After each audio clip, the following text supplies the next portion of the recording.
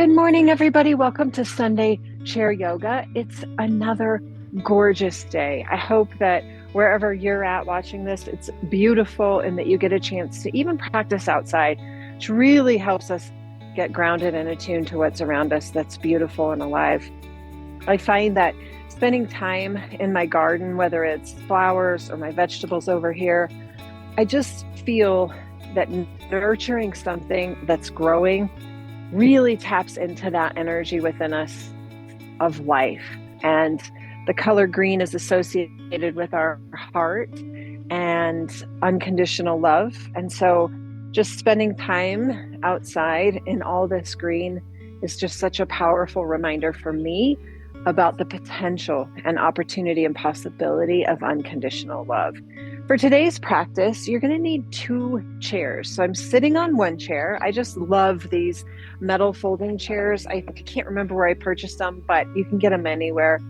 I like to have 2 sometimes, so we're going to play with 2 chairs today. We're going to get into the lower body a little bit more than we normally do, and that's going to give some direction to kind of our hips and our low back. So find a comfortable seat. I always love to have my hands somewhere on my body just to bring that connection to my physical being, as well as providing a little bit of groundedness. Best to be barefoot if you can. If you're not able to be bare, that's okay. It's just a nice option. Go ahead and take a big breath. And then empty the breath. We're going to take 3 more mindful breaths. On the inhale, we elevate a little bit. And then on the exhale, there's this settling that occurs. And when we start to connect that settling, take a breath in. And then just let the body settle. Got 1 more, just like that.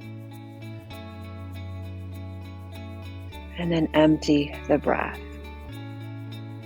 Take your hands underneath your right hamstring, draw the knee into the chest. So I can even start to feel a little bit of pressure from the thigh into the belly, and my knee is as high as it can go. I'm going to start to rotate the ankle. Okay, so this is just providing a little bit of motion in the ankle joint. Go the opposite direction. Try not to slump through the spine.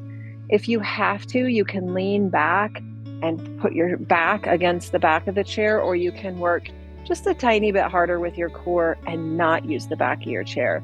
Now I'm going to take my right foot and I'm going to bend it towards the left side, and almost like a cradling a baby. I'm just going to rock that baby. Right hand is holding onto the knee, left hand is holding onto the foot, kind of getting this hip to work in all the directions. 2 more, just like that. Perfect. Now bring your knee back to neutral, let your ankle fall. Interlace your fingers around your knee like a basket, and we're going to draw big hip circles. Now this is quite easy for me on the right side. So for the left side, because I'm still recovering, I'm going to be a little bit different. And I'll show you when we get there, but take care of your body. 2 more circles this direction. Make them big if you can. And then pause and reverse your directions. We have 3 more. 2 more. Should start to feel good. Now we're going to hold on to the right knee with our right hand. We're going to open it like a gate. Notice my left knee is facing forward. I'm going to close the gate, and then I'm going to open the gate. Just 2 more of these. Should feel really nice. Last one. Open the gate. Take your left arm out to a letter T shape. Reach it to the sky and take a side bend. So a little bit of balance work, a little bit of core work. Come back to center and then return. Other side. Grab the hamstring, squeeze it in as high as you can be comfortable, and then start those ankle rotations. I got 2 teachers helping me out today. I've got Emma the Pug, Timber the Chihuahua. They're mingling around. If you did my 30 Days of Yoga challenge last August, you might remember they were always around to rotate your ankle the other way. Alrighty, here we go. Are you ready? We're going to squeeze it in a little bit. Let's start with the gate. Let's open the gate and close the gate. open and close. Not bad today. It's early in the day. I tend to have a little bit more mobility early. 2 more. Fantastic. Now, we're going to draw some circles. Ooh. So when we circle our hip joint or our shoulder joint, which is identical, create some synovial fluid inside the joint, which helps it to not be so stiff and dry. And so we want to always be providing that lotion, they call it. Motion is lotion. Now pause and reverse your directions. Okay, so not bad today. Feeling kind of good. 2 more. Straight spine if you can. Hold on to that leg. Open it like a gate. Extend your right arm. Reach it up and over. So nice. Now we're going to find that little cradling of the baby. I'm not going to be able to do this at all. I'm reaching for my foot. It's not going to happen. So I'm going to do my best here. If you remember, cradling is like this with the shin pretty parallel to the floor. Not happening on this side. That's okay. Do your best. Just 2 more, rocking that baby. And then return to center and lower it. Now, here's where we're going to start to use that chair. I'm going to be switching it from side to side, but we're going to start with the right side. So my chair is turned, so the back is that way. Doesn't matter. It's just easier to be able to do what we're going to do. I'm going to take my right leg and place it on top of that chair. So now I have this straight leg. My left knee is towards you. Oh, immediately feel a beautiful stretch for the inner thigh. If it's painful, then what I would have you do is not use the chair and simply open your right leg and place it on the floor so it's not quite as high. You can also use blocks. If you watched my fun little short video here on YouTube, you saw I did use some blocks in a standing practice. You can put your foot on blocks, and that's a good halfway point. I'm going to go ahead and keep it on the chair. Take your right arm, face it forward, thumb goes up. I'm going to open it and then lower it. Right hand to right leg. Left arm to the sky. Big stretch here. Take a big breath and then over we go. You just heard Emma barking. I have a huge buck just on the other side of my fence. He's been there for a couple days, nibbling away, and Emma had a friend when she was a puppy as a border collie. And so Emma has been raised to think she's a border collie. She's not. Come back up and lower it. We're going to get a little bit deeper. Slide the right hand down the right leg. Notice that my heart is still to you. I'm not collapsing through my right side. In fact, I'm trying to really open the heart to the sky. Left arm goes up and left arm goes over. Now you might be able to reach for the foot. I certainly am not there. That's okay. Now take your left arm and reach it over your head. You should feel big stretch through the left side body into the back. Come back up and return. So this inner thigh stuff, pretty amazing. Now I'm going to turn my torso towards that straight right leg. Straight spine, my hips are square to the other chair. Arms are going to reach in front. Take a big breath. Hinge from the hip crease. Reach, reach, and reach. And then let your hands find your leg. Okay, so I'm going to get you in there again. Slide back up, straight spine. Reach like you're holding something super nice. Maybe some cookies for me, my favorite thing. Reach your cookies over the toes. Reach, reach, reach. And then lower the cookies to your leg. Gentle. So we're here in a forward fold, one leg. Now, spine can stay straight or tuck your chin round your spine and bring your nose towards that straight right knee. Emma.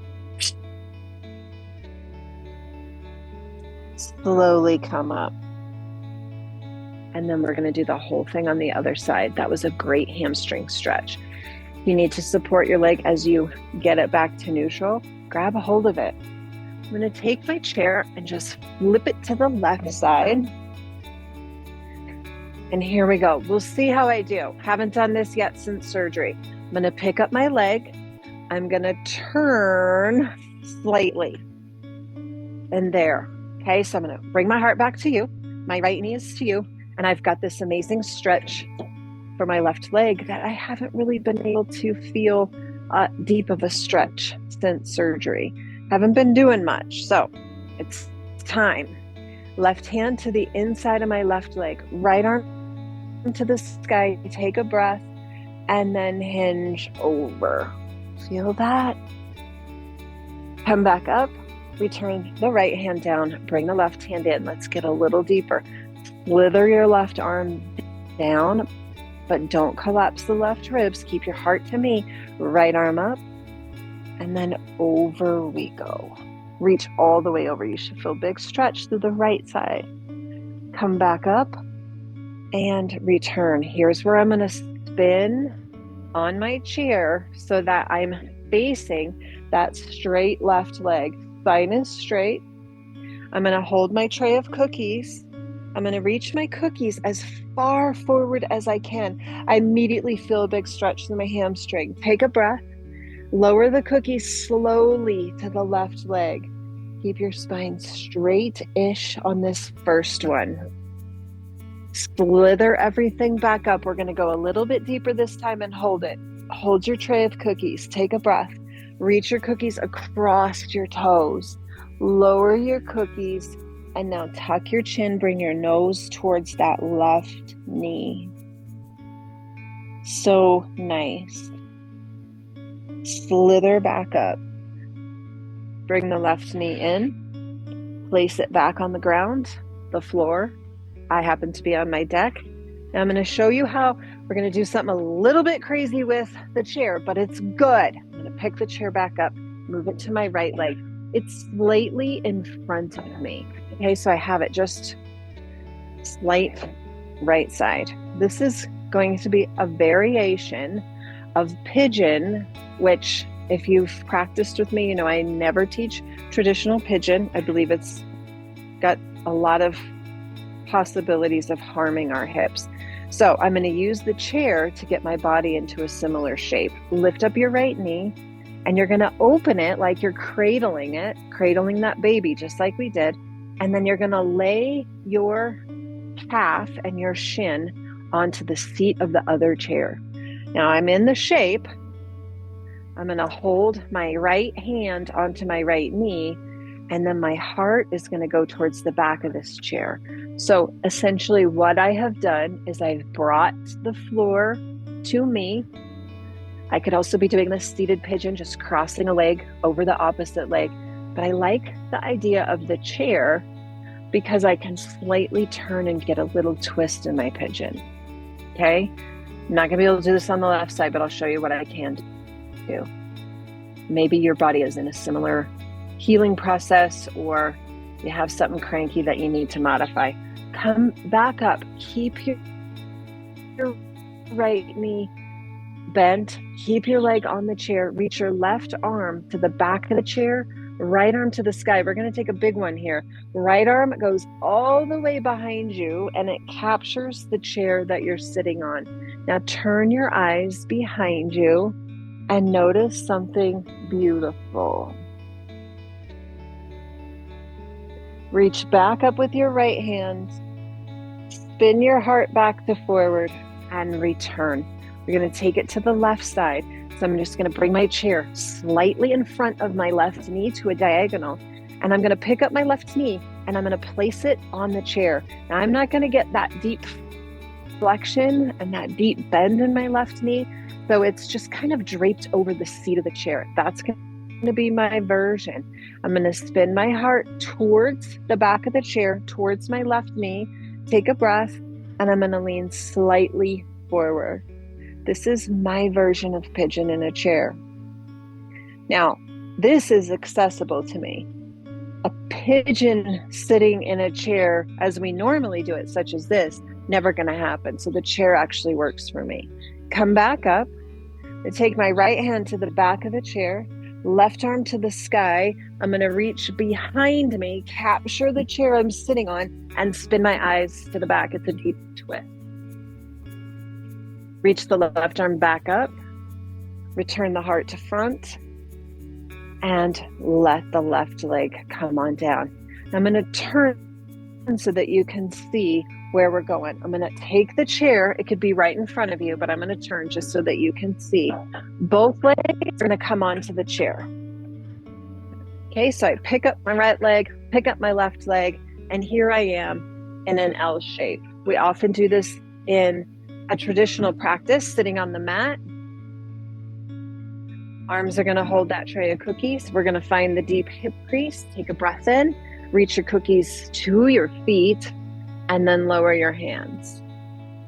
You know that book, Love Languages? I love knowing your love language. I think it's really important to know how you like to be loved. Slide your hands back. I think it's really important if you're a parent to know how your children like to be loved. Hold your tray of cookies, reach it forward, lower your cookies and stay. So one of my sons, my youngest son, his love language, what he needs is words of affirmation. He loves when he's told that he's doing a good job, that I'm proud of him, that he's on the right track. My oldest son, I believe his love language is quality time. Maybe acts of service. He likes when people do things for him. That tells him that he's loved. And he also likes quality time. We don't get much of it because he's busy and I'm busy. Come on back up. We've got one more. We're going to go a little deeper. Reach your cookies. And the reason why I'm telling you this is because there's a love language that they're missing. Reach it across. Lower your cookies. I believe the fifth love language that's not in that book is cookies. That is my love language. If you love me, you give me cookies. I'm good with it. I don't need much, just cookies. That's my love language. And slowly rise. I think love languages are important because when we love somebody else the way that they like to be loved, we're really getting into the unconditional part of ourselves. I have found in my own relationship, when I love somebody the way that I want to be loved, usually it's not how they want to be loved, and then there's a little conflict. Open your legs like you're sitting on a horse. So I think it's really important to know what you love to be loved as, and what your people in your life. Right arm goes down, left arm goes up. Really, truly, my love language, reach up and over, besides cookies, is I like acts of service. I love when people do something nice for me. I think that feels really good. But I have to say that my truest love language is words of affirmation and quality time.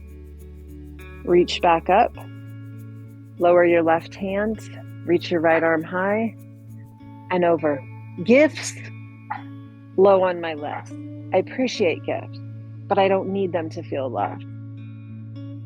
I'd rather have a nice coffee and quality conversation than a gift. One more time each side. So think about that. How do you like to be loved? Quality time, acts of service, words of affirmation, or gifts, or cookies? And the people in your life, what do they need from you? Because that's where you really start to find magic in your relationships, when you give and receive. Up we go. Last time. I don't know why I had to tell you that. I think because we were holding trays of cookies. My favorite, doesn't matter what flavor. I'm all about it. In fact, I never have cookies in my house because I have zero control. Come back up. Make your hands into a basket. Weave your fingers together. Basket towards your heart. Push it away from you. Straight arms. We're going to spin to the right. Feel that? Come back to center. Spin to the left. Come on back. Up we go. Head is cradled between the arms. Take a big bend to the right. Come back to center. A big bend to the left. come back to center. Bring your basket to your heart. Flip your basket. Press your hands against your heart. So beautiful. Feel yourself breathe. You might feel your heartbeat. You might feel the energy of your heart space, which is associated with the color green all around us. Love, unconditional love. As you go about your day, go ahead and lower your hands. I would invite you that each and every time you see the color green, the grass, the trees, the flowers, the plants, that you, in your mind, acknowledge unconditional love. You might acknowledge that's a tree, that's a beautiful lawn, there's flowers that are green, but that is love. And that love that you see there is a reflection of the love that is in your heart. And when we live from our heart and we live from love, we are alive like nature. We are attuned to other people's love. We receive love, we give love. Now, if we're in our mind and we're analyzing, are we worthy of love? Is that person worthy of love? We miss it all. So especially this time of year where everything is so vibrantly green, that is love. You are love. And when they come together, magic happens. That's what I got for you. I hope your hips are happy, your legs are happy, your back is happy, and we'll keep at it. I am going to be offering another yoga challenge for August. It'll be 31 days of yoga, just like we did last year. It's going to be dabbled with some chair yoga, dabbled with some traditional yoga. It'll be good. So I hope that you will sign up for it. I will also be doing a big grand prize for anybody who takes part of the challenge. And I trust your word that you click off the days that you do it. Hopefully you'll do it every day. They won't be longer than 30 minutes. Most practice will be 15 to 20 minutes. So there's plenty of time. We often say we don't have time for yoga. We don't have time to work out. We don't have time to meditate. We do. And I think it's important that we come together as a community, hold each other accountable. So look for that in August, but I'll be back next Sunday for another version of chair yoga. And it's great having you. Look at the green. That's love. Your love. Have a beautiful day.